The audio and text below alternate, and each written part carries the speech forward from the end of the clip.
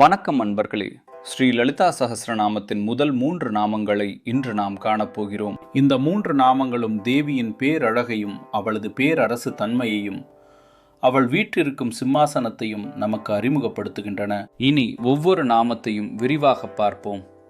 ஸ்ரீமாதா என்பது லலிதா சஹஸ்ரநாமத்தின் முதல் நாமம். ஸ்ரீ என்றால் செல்வம், மங்களம், அழகு, ஐஸ்வர்யம் என்று பொருள். மாதா என்றால் தாய். எனவே ஸ்ரீமாதா என்றால் எல்லா ஐஸ்வர்யங்களுக்கும் மங்களங்களுக்கும் தாயாக விளங்குபவள் என்று பொருள். இது தேவி பராசக்தியை அனைத்து உலகங்களையும் படைத்து காக்கும் அன்னையாக வர்ணிக்கிறது. மாதா என்ற சொல் அவளுடைய கருணையையும் பாசத்தையும் நம் அனைவரையும் தன் பிள்ளைகளாக காக்கும் தன்மையையும் உணர்த்துகிறது. இந்த நாமம் தேவியின் வாத்சல்ய குணத்தை முதலிலேயே பிரதிபலிக்கிறது. அவள் வெறும் சக்தி மட்டுமல்ல, அன்பான தாயும் கூட. இரண்டாவது நாமம் ஸ்ரீ மகா ராக்னி. மகா என்றால் மகத்தான, பெரிய. ராக்னி என்றால் அரசி.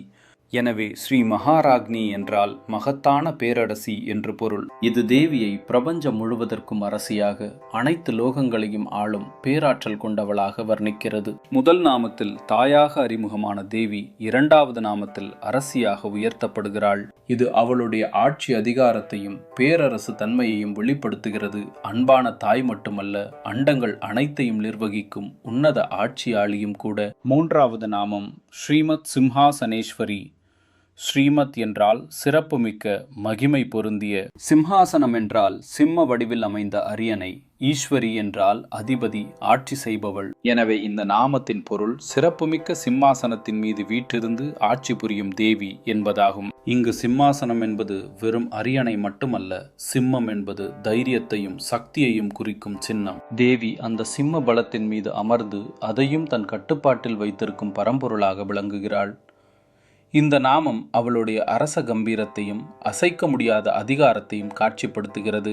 இந்த 3 நாமங்களையும் இணைத்து பார்த்தால் ஸ்ரீமாதா அன்பான அன்னை, ஸ்ரீ மகாராஜ்ஞி பேரரசி, ஸ்ரீமத் சிம்ஹாசனேஸ்வரி சிம்மாசனத்தில் வீற்றிருக்கும் அதிபதி, லலிதா தேவி ஒரே சமயத்தில் அன்பான அன்னையாகவும் அண்டங்களை ஆளும் பேரரசியாகவும் விளங்குகிறாள் என்பதே இந்த 3 நாமங்களின் சாரம்.